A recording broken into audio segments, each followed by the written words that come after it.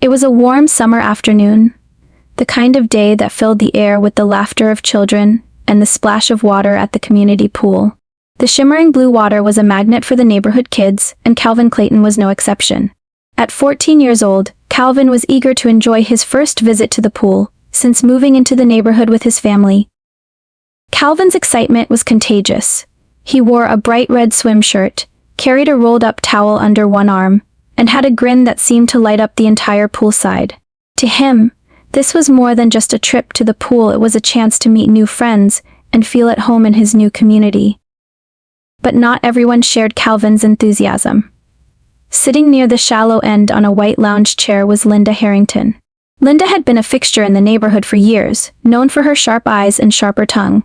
She prided herself on being a self-appointed gatekeeper of the community, ensuring that everyone followed the rules as she saw them. As Calvin walked confidently toward the edge of the pool, Linda's gaze followed him. Her eyes narrowed, scanning him from head to toe. Something about him didn't sit right with her. Maybe it was his unfamiliar face, or the way he carried himself. Whatever it was, Linda was determined to find out more. What started as a carefree day for Calvin was about to take an unexpected turn, one that would test his patience and resilience. As Calvin dipped his toes into the cool water, a rush of excitement spread through him. He looked around, hoping to spot someone his age to strike up a conversation.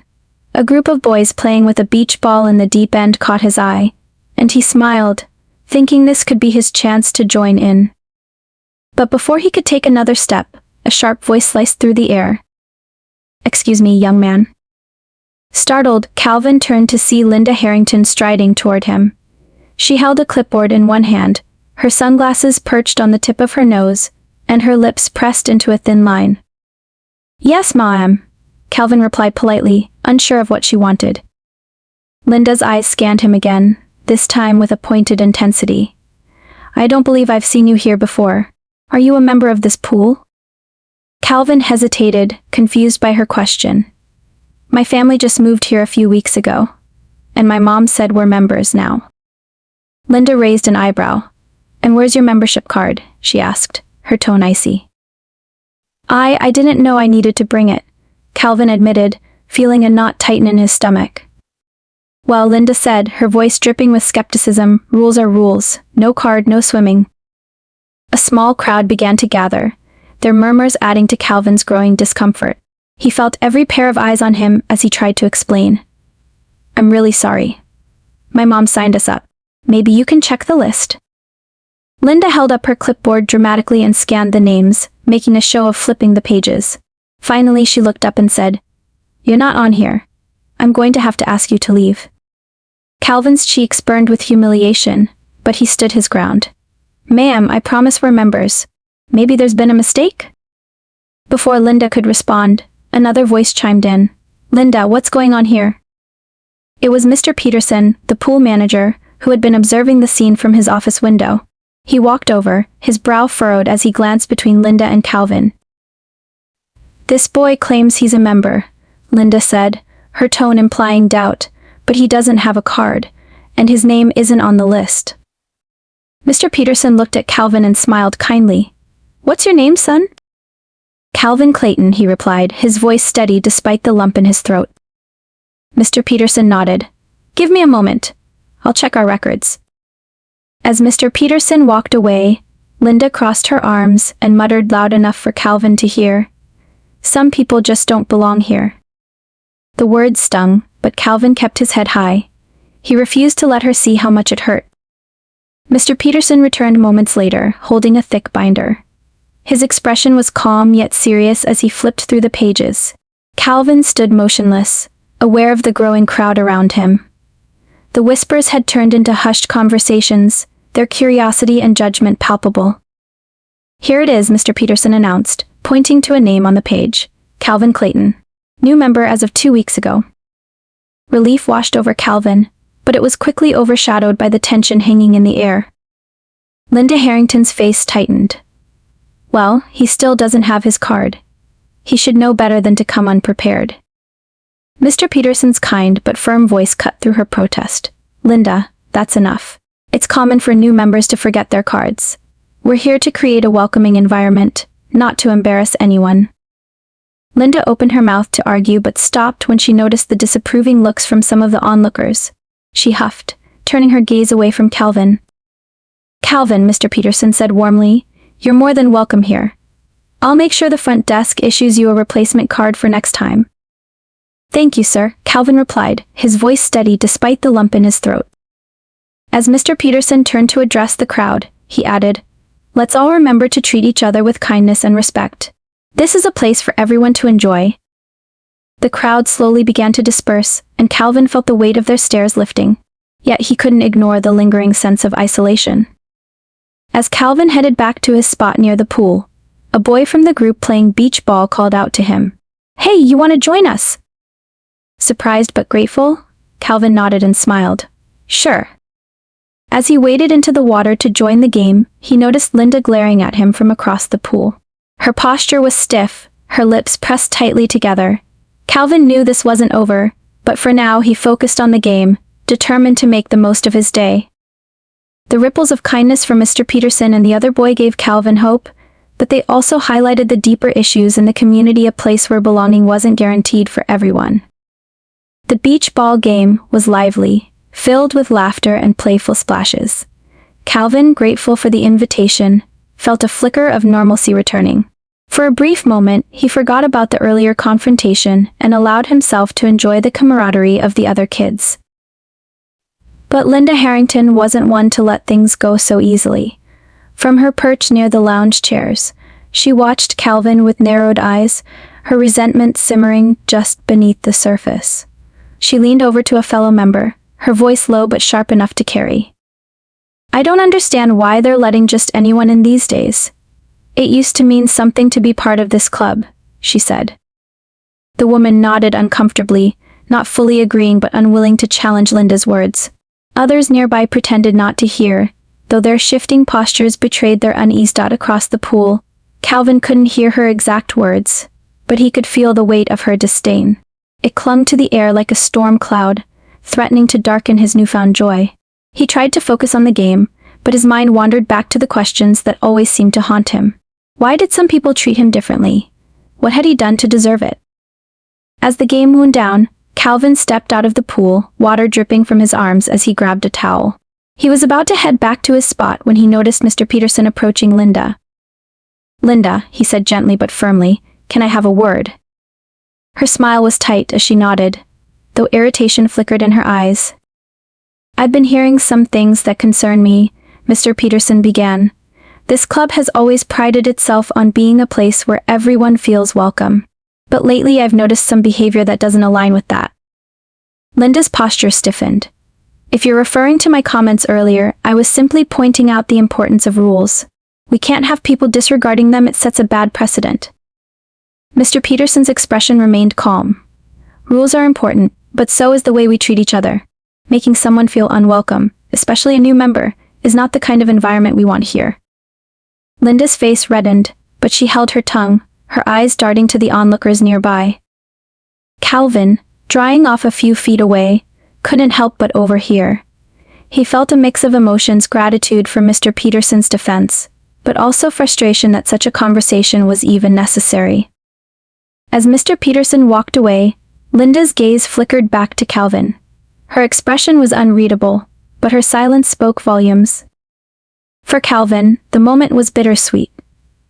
While he appreciated the support from Mr. Peterson, he couldn't shake the feeling that Linda's attitude was a symptom of a larger issue. The divide wasn't just between him and Linda, it was a reflection of the unspoken barriers that still existed within the community. The tension that had been simmering beneath the surface came to a head during the club's annual cookout, an event that was supposed to be a celebration of summer. It was the kind of day that should have been filled with laughter, the scent of grilled burgers and fresh fruit hanging in the air. But as the evening approached, Calvin found himself once again navigating the same complex web of social dynamics that had defined his experience at the club. So far, Mr. Peterson had gone to great lengths to ensure the day was inclusive, encouraging members to bring family and friends. He made sure the seating arrangements reflected the diversity of the community, hoping to foster connections across different groups. But when it came time for the mingling to begin, the same subtle divides resurfaced. Calvin stood near the food table, plate in hand, trying to look casual but feeling the weight of the stares he couldn't escape. He noticed Linda and her group of friends gathered at the far end of the grill, laughing loudly, their voices cutting through the music playing in the background. He made the decision to ignore them, at least for now. There was no point in putting himself in another awkward position. But just as he was about to move closer to the other side of the gathering, a sudden voice called out to him. "Calvin, over here." He turned, surprised to see Sophie waving from a table near the center, surrounded by a group of kids he'd started to feel comfortable with. He hadn't realized how much he'd missed the simplicity of just talking to people without wondering about their motives, or if they were judging him. He walked over, smiling in gratitude. "Hey Sophie, thanks for saving me a seat." Sophie grinned. "Of course. We were just talking about the new summer playlist for the club. What do you think of it?" The conversation quickly shifted to lighter topics: music, favorite foods, and plans for the rest of the summer. For the first time since he'd joined, Calvin felt like he truly belonged. The kids were easy to talk to, and there was no underlying tension. It was refreshing, a rare moment of genuine connection. But not everyone was as eager to embrace change. From across the yard, Calvin saw Linda's gaze flicker over to their table. Her eyes narrowed slightly, as if measuring the distance between them. He could feel her judgment from where he stood, though she didn't say a word. Mr. Peterson appeared then, walking toward the center of the group with a smile on his face. He raised his hand to get everyone's attention, and the chatter gradually died down. "Thank you all for coming," he began, his voice warm but authoritative. "It's been a great day so far, and I'm glad to see so many people enjoying themselves. But I want to remind everyone of what this club is about: community, respect, and unity. We all come from different walks of life, but we're here to support one another. If any of you feel uncomfortable, or if you see something that doesn't align with those values, I urge you to speak up. We're better together." As Mr. Peterson spoke, his words resonated with Calvin. He had heard similar speeches before, but this one felt different. There was sincerity in Mr. Peterson's voice, a call for action that wasn't just about maintaining the status quo, but about challenging the uncomfortable truths that lingered in the shadows. Linda's posture stiffened, but she said nothing. Her friends exchanged glances, some of them uncomfortable, others avoiding eye contact. It was clear that not everyone in the crowd was entirely on board with the message, but Calvin appreciated the fact that it had been said out loud. The rest of the evening passed without incident, but the air had shifted. There was a quiet tension that had not been present before, one that lingered in the background like an unspoken challenge. For Calvin, the night was both a victory and a reminder of how fragile this sense of belonging could be. He had seen both sides of the coin: acceptance and exclusion, and knew that the journey to true inclusion would take time. As the sun set and the last of the guests began to leave, Calvin stood by the gate, watching the club members slowly filter out. It wasn't perfect, but it was progress. And for the first time in a long while, Calvin felt hopeful that perhaps, just perhaps, things could change for the better.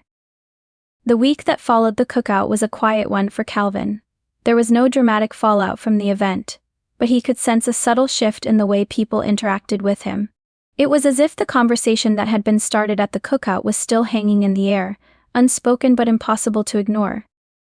Sophie reached out to him a few days later, inviting him to lunch at a local cafe.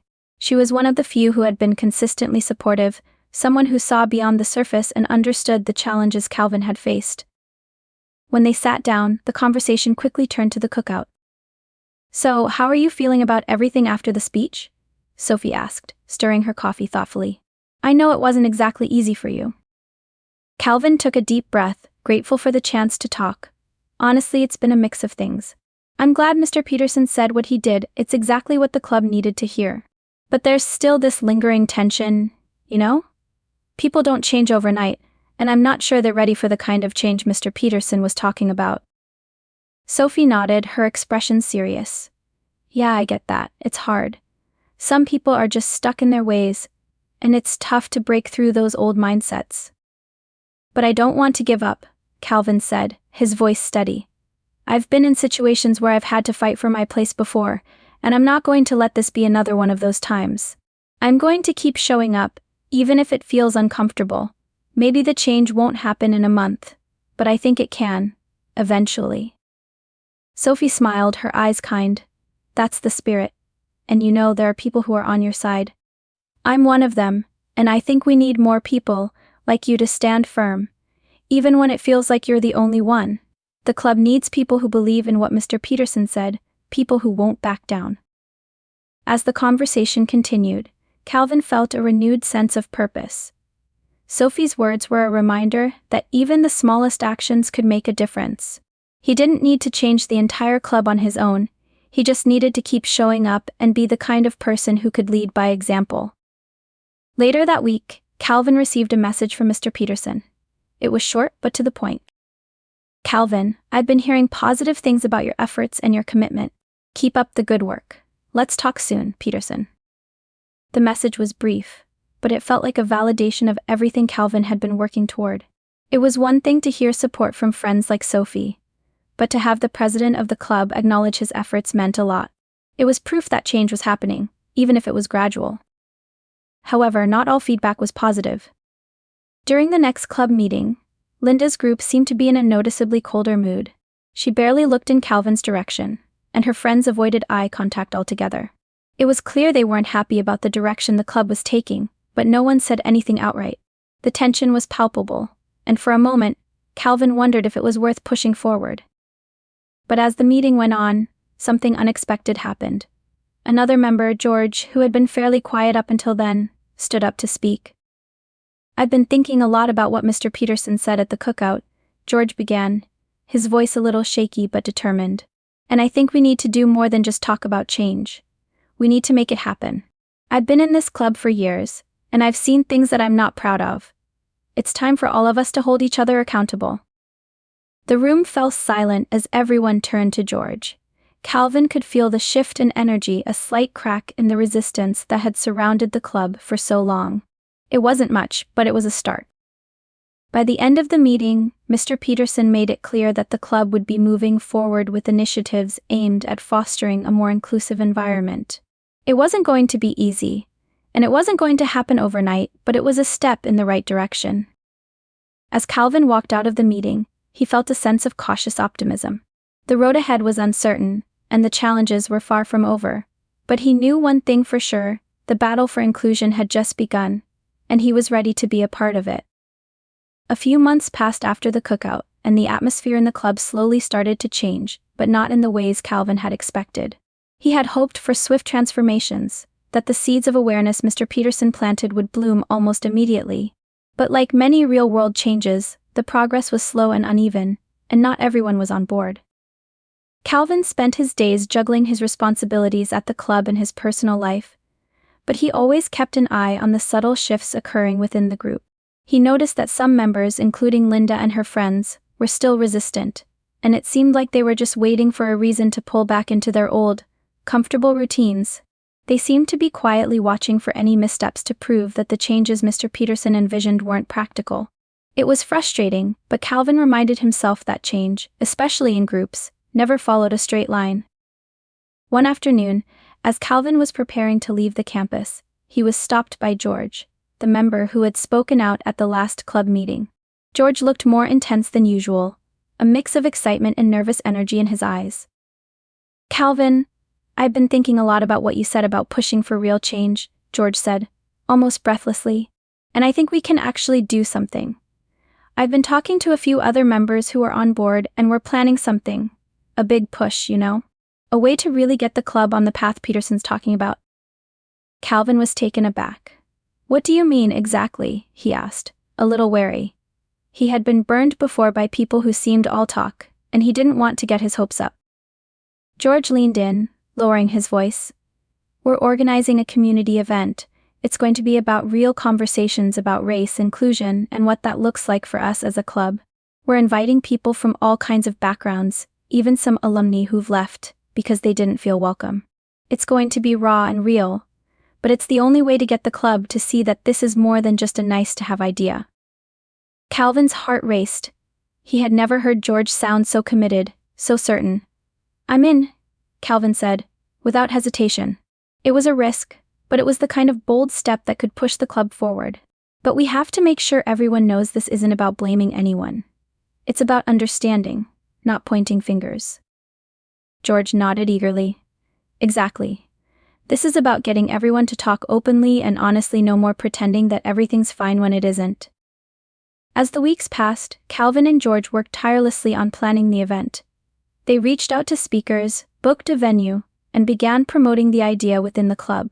The resistance they faced was expected. There were whispers and eye rolls, and Linda's group made sure to make their displeasure known.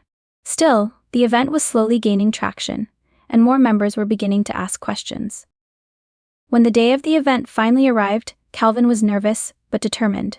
He hadn't expected such a large turnout. There were members from the club, a few alumni who had returned, and even some students from other organizations who had heard about the event.